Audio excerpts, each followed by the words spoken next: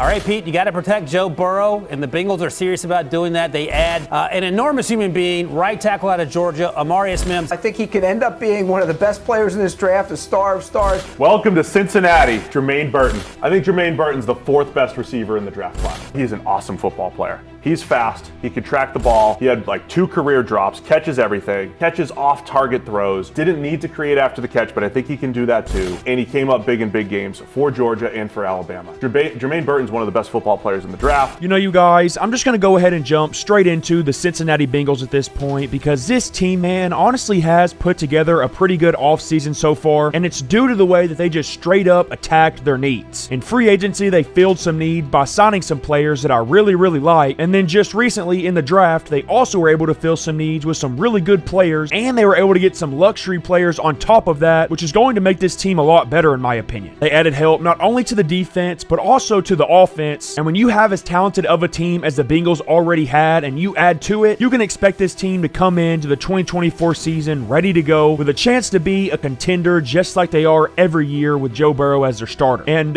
you guys, if this team keeps up the pace that they're currently at, I wouldn't want to be any other NFL franchise because they're going to be pretty scary to play against. But before we get into why I believe that, if you like Cincinnati Bengals content just like this, make sure to go down and hit that subscribe button so you don't miss any Bengals videos for the remainder of this offseason.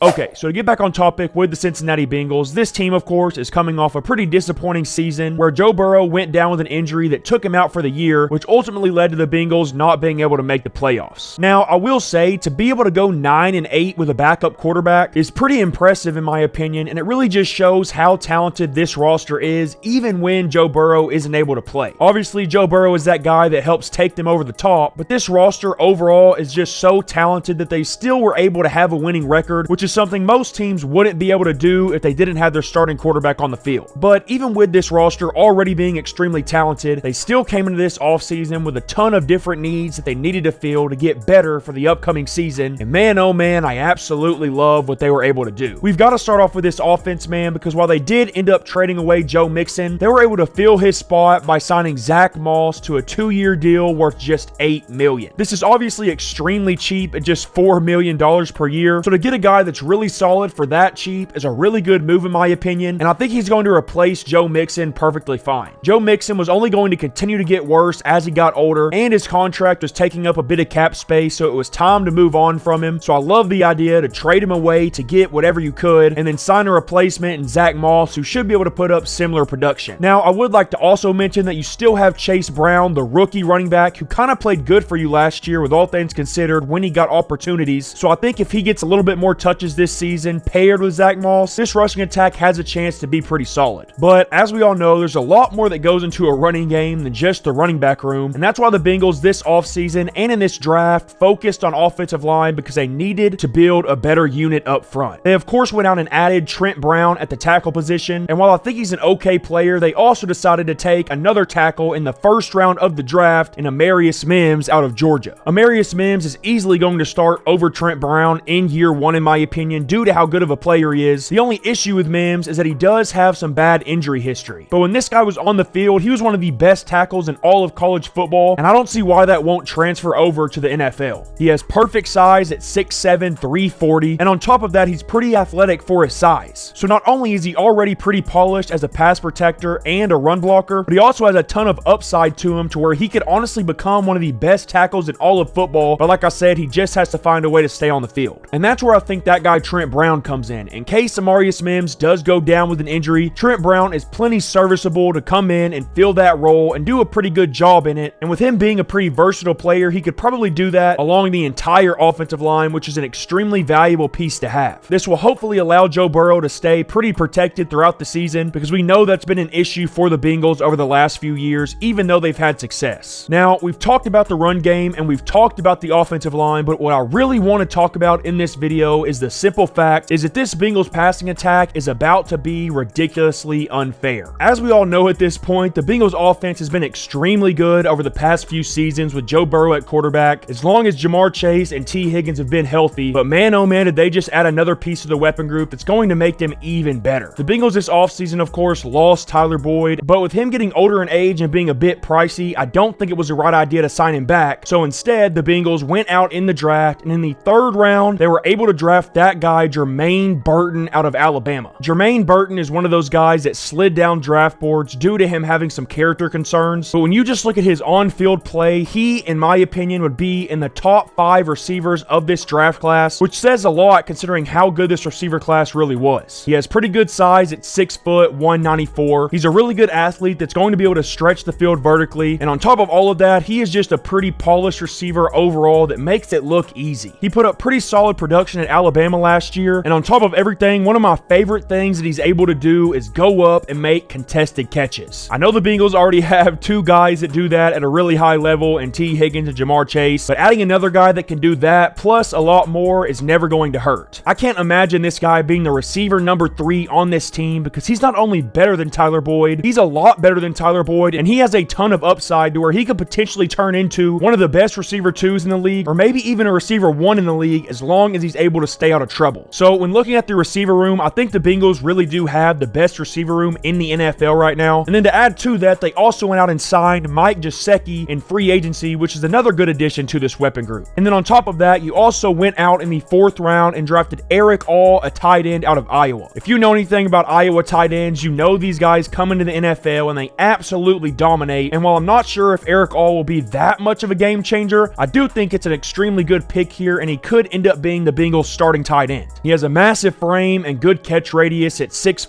250. He's really athletic at the tight end position. He can block pretty well, and most importantly, he's good at getting yards after the catch like every other Iowa tight end is. I love this pickup, and I think it adds even more to what Joe Burrow has to work with. And now when I look at this offense overall, I really am starting to get excited for what they're going to be able to do on the field this year. They're going to be a top 5 unit in my opinion, and when you pair that with a defense that I'm honestly pretty confident in, this team really does start to get pretty serious.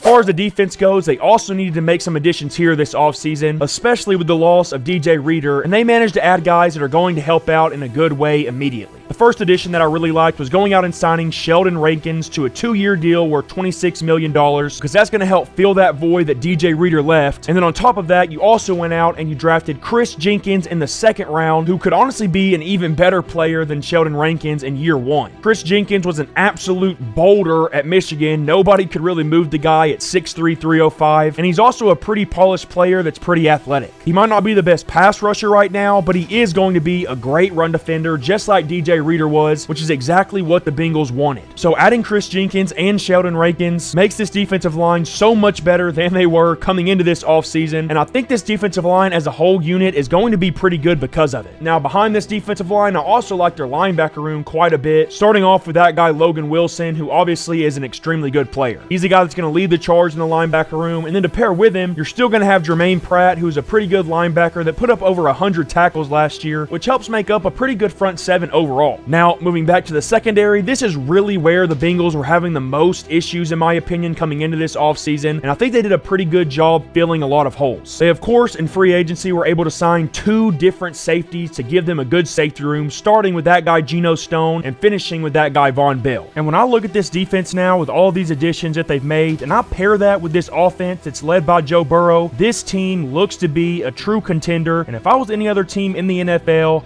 I'd be extremely worried about having to play against them.